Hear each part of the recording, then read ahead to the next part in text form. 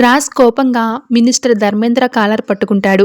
నువ్వు తండ్రివే అయిన ధర్మేంద్ర, కన్న కూతుర్నే చంపాలనుకుంటున్నావా? నీ భార్య సంతోషం కోసం బిడ్డల్ని మారుస్తావా? నీకు వారసురాలు కావాలని నా భార్యకు బిడ్డను దూరం చేసి ఇప్పుడు ఆ పాప శాశ్వతంగా నీ దగ్గర ఉండాలని కన్న కూతుర్ని కూడా చంపడానికి రౌడీలు పంపావా? ఎంత దుర్మార్గుడివి నువ్వు అంటూ రాజ్ ధర్మేంద్ర మీద కోప్పడుతూ ఉంటాడు. దాంతో ధర్మేంద్ర ఎమోషనల్ అవుతూ మోకాళ్ళపై పడిపోతాడు.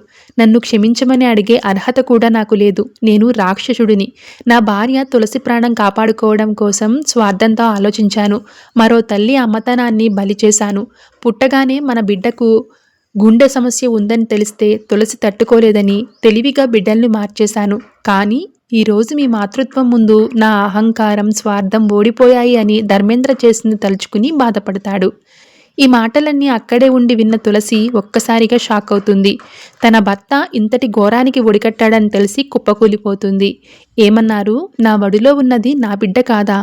కన్నబిడ్డను మార్చి ఇంకో తల్లికి అన్యాయం చేశారా?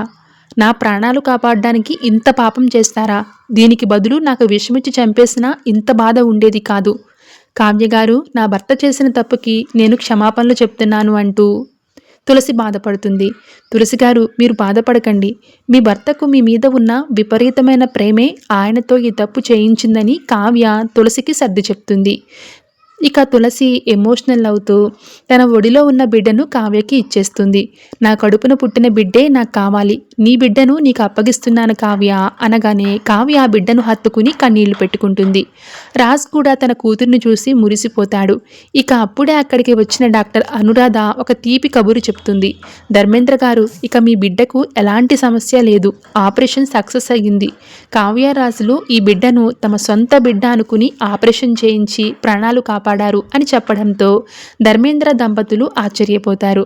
మరి అంతే కదా ధర్మేంద్ర గారు, మీరు నా బిడ్డను క్షేమంగా ఇస్తున్నారు. నేను మీ బిడ్డను అంతే క్షేమంగా మీ చేతుల్లో పెట్టాలి కదా అని రాజ్ అంటాడు.